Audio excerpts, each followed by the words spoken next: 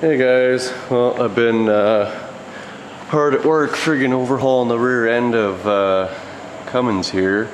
I did both wheel cylinders, I did the brake lines on the rear.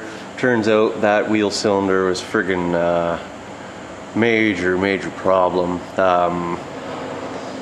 When I pressed in the two ends to, well, not pressed in with the press, but like squeezed in the two ends to get the shoes on properly. I guess one of the little seals inside the cylinder pushed past the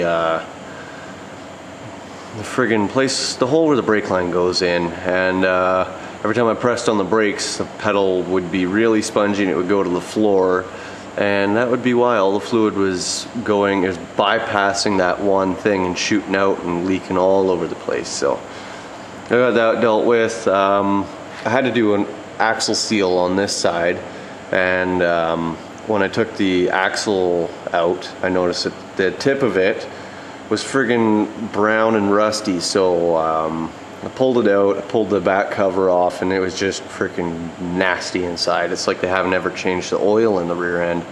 So I'm gonna dig into the front end today. But anyways, the reason I blew an axle seal is because that thing there, you see that silver shiny hose clamp there, that's your breather tube. It goes through the T-block for the brake fittings, and the friggin' breather screw was packed so full of crap. I had to take a screwdriver and thread a screw into the grunge and then use a pair of pliers to pull the screw out, and all the threads were caked. So I had to do it on both sides, and then I blew it out, cleaned it out really good, and then I took an air hose to the breather hose and blew that out, and a whole bunch of crap came out of that. So hopefully I won't be having any more issues with the rear end, because I changed all the fluid in it. I redid that axle seal, I redid all the brakes minus drums,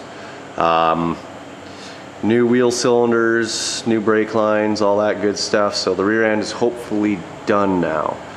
But since the rear end was in that bad a shape, I'm wondering how the front is. And by the way, it's an open rear end, unfortunately. I was hoping I'd have freaking friction discs in there, but nope, not so lucky. But anyways, I gotta tear open the front now, so let's see what that looks like.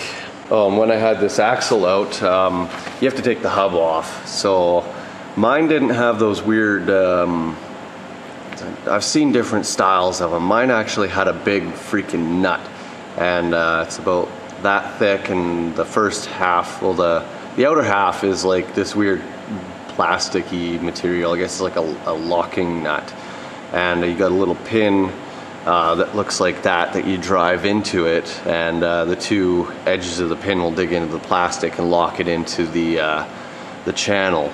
I'm not taking the axle out again, so unfortunately I can't show you guys, but you have to torque that thing to a specific sequence, and the biggest socket we have here is a 2-inch, and I needed a 2.5 inch. So what I did was made my own. Friggin' rights. It actually fits really tight. Look, you can tell. But yeah, I took a piece of flat stock. I measured out the bolt and bent it in a vise with a hammer, and then I hammered this piece onto the bolt and then squished it in, or the nut, and then squished it in the vise so that it fit really tight, and then welded it, made sure it was all nice and tight, and it went on and off really easy. It actually works excellent. Then I cut a piece of exhaust pipe. I cut another piece of exhaust pipe, shimmed it, I'll put it in here, put this piece on top of it, and then I fed this piece on top of that so that I would have a space so the nut would fit. And then I took a piece of scrap and a nut and welded them all up together, and here's my socket. So friggin' rights, that piece I believe torques, what did I say, 30 pounds, 30 foot-pounds, and then back it off about 30 degrees. So our torque bar only goes down to 40, so I went until it clicked, and then the hub was kind of tight. Well, it's actually fairly tight, and then I backed it off until I could free spin the hub decently. and I've had no problems with it. So yeah, it's been a busy freaking weekend. I haven't really had a weekend. I've been working on the freaking truck all weekend. And I'm still not done. I got to do the front now. So we'll see how that works out, and hopefully it's not in bad shape. I'll pull the drain plug first and have a look. But if it's anything like the rear, it's basically water, muddy water in there. It's freaking, the rear was just ridiculous.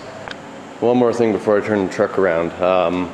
When you're doing the brakes on this thing, what I did is I took all the pieces out, that little adjuster star wheel thing. I pulled that out, wound it out, cleaned the threads, lubed them up, wound it back in, and I didn't know how to get it tight. I thought it auto adjusted, but it doesn't.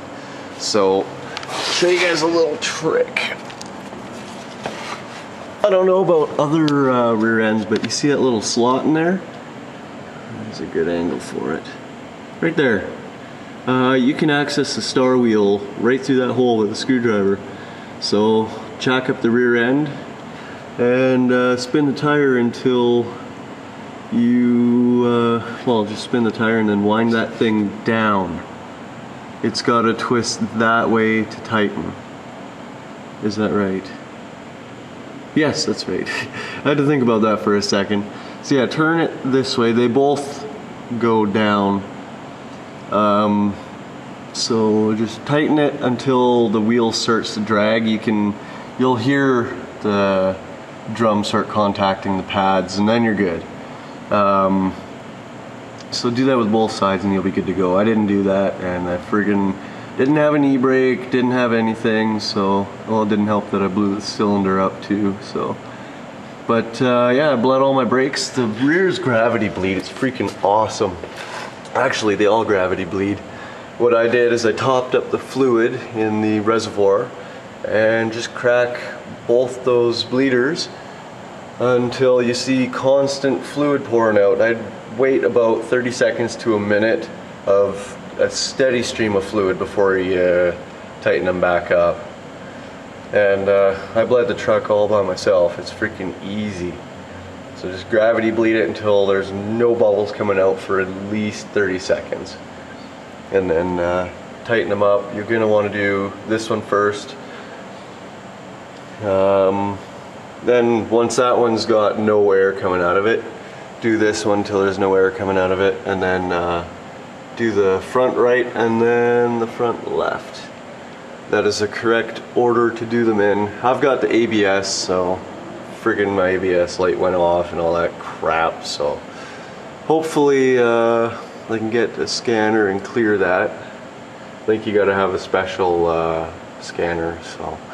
Anyways, now I'm gonna pull the truck out, flip it around, and do the front end. Yeah.